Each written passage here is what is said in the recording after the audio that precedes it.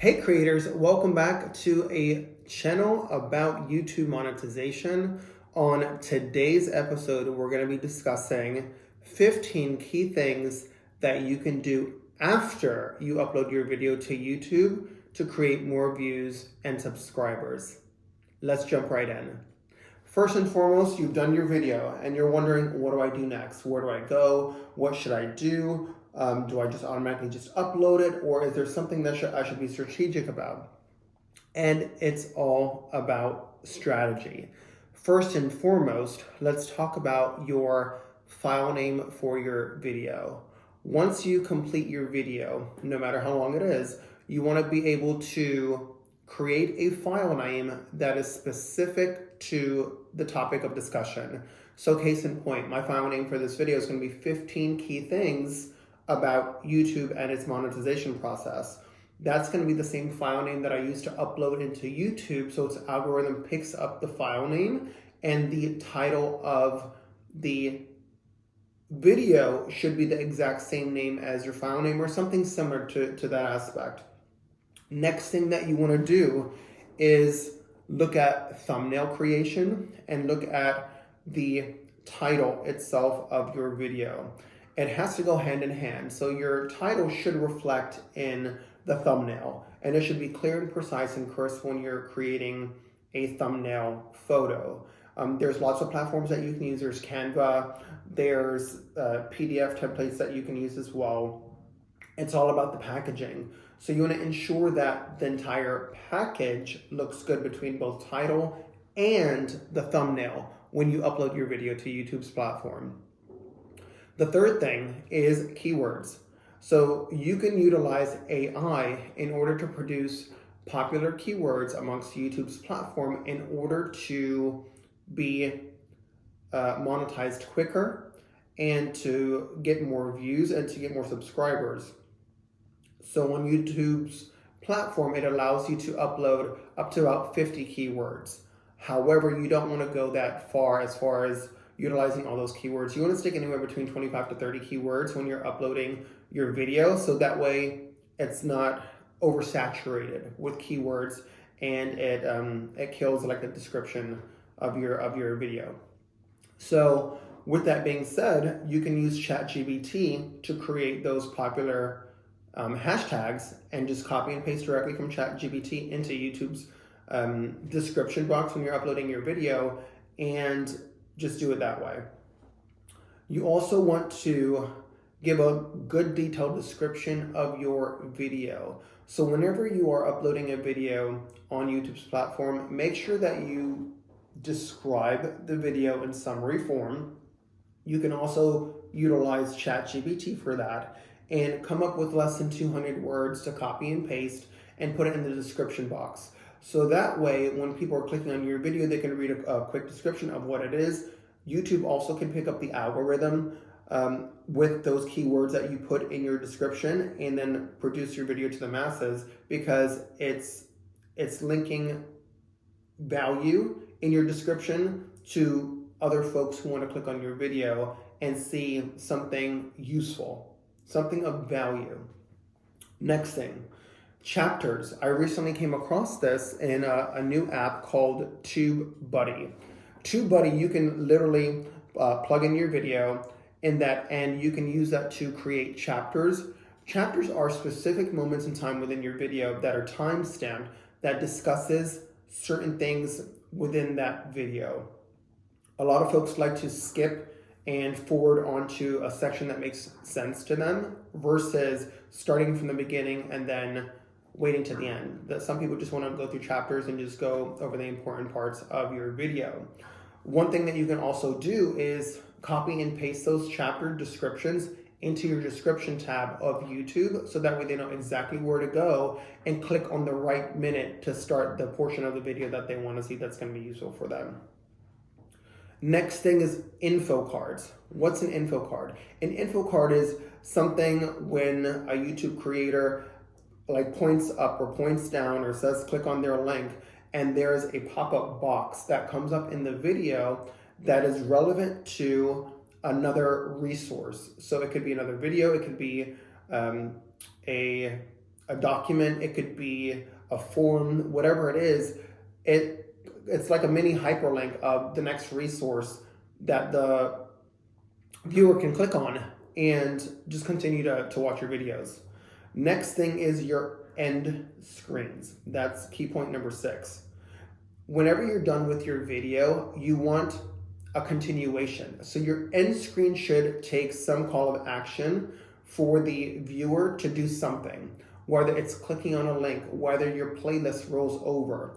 Your end screen is something that you instruct your viewers to do, right? Don't just end on your video and have no call of action, because then they're just going to start watching other things that's relevant to what they're researching online. Your next thing to do, key pointer number 7, is playlists. You want to be able to create playlists of all the videos that you've done, so it's a repeat flow of videos. So that way it's easier for your consumer to just stay on your video and continue to binge watch other videos that's relevant to them. So you can create a playlist on YouTube's platform where you can sync all your other videos immediately to play after this one. So make sure that you do that. The next key tip, number 8, is pin comments.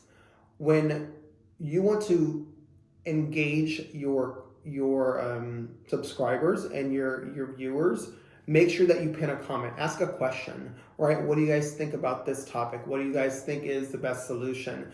And create engagement that way, because it helps with YouTube's algorithm knowing that you are engaging with your clients, with your viewers, and it helps push your video out in its algorithm because it shows that you are human and not just a bot sending auto responses. Key pointer number 9. Schedule your videos. Schedule your videos to go out on YouTube. Make sure that you are strategic in the date and time that you put for your posting schedules.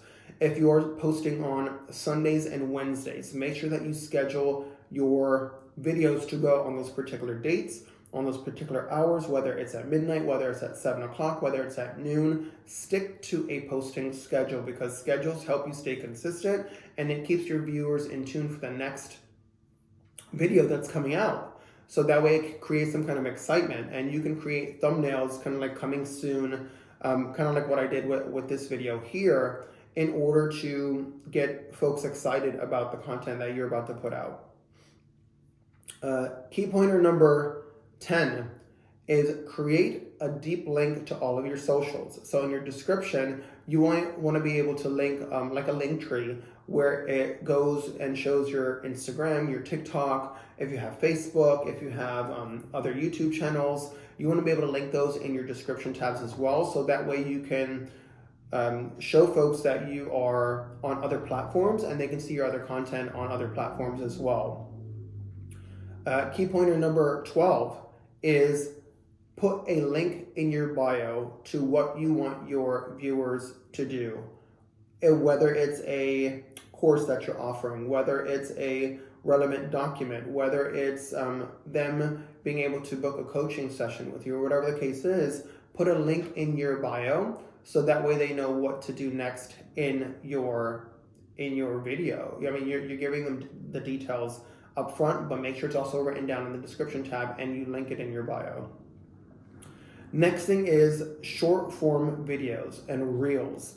You want to capitalize on this because there are platforms out there where you can put your long video in and it creates multiple mini reels. You can use those reels on social media outlets, on TikTok, on Instagram stories, on Facebook, on YouTube as well. One app that I use is called Opus Clips, where you can put in your video and it produces about 20 to 30 different small reels that you can use, and they're pretty damn good. So you want to be able to utilize that to your advantage versus having to stop and play and record all over again and create multiple reels on your own manually, when there's software out there that can help you cut your time instantly. So literally I did it the other day with one of my videos, and in less than an hour I had 30 reels. And that saved me a ton of time because every reel had its own title, had its own caption, and It was phenomenal. It saved a lot of time. And those reels are anywhere from 30 seconds to maybe 2.5 minutes. But it catches the attention of the consumer when you do short videos like that. Next thing you want to set up as your key point number 13 is click on the ManyChat app. So when you have a lot of comments in your feed, you can't get to every single comment.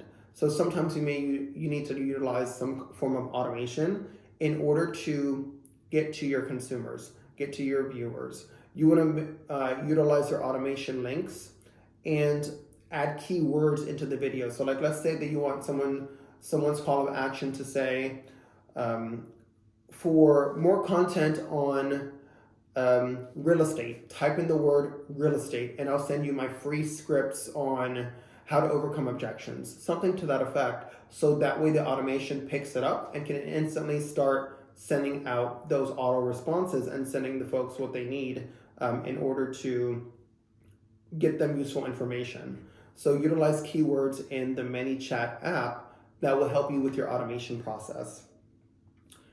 Key pointer number 14, IG stories. IG stories are really relevant in today's social media platform because people like seeing short form content that captures their attention and it's instantly hooking them with what you are providing. So create thumbnails on your IG stories like I do on mine.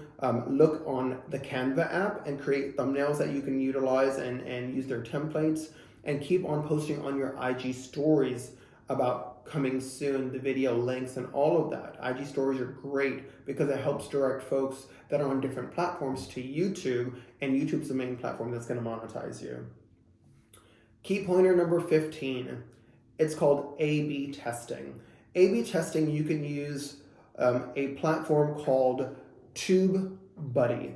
It's an app where you can play with your video, you can play with your titles, you can play with your thumbnails to see the capture rate that your viewers are likely to click on your post and to get engaged on your video content.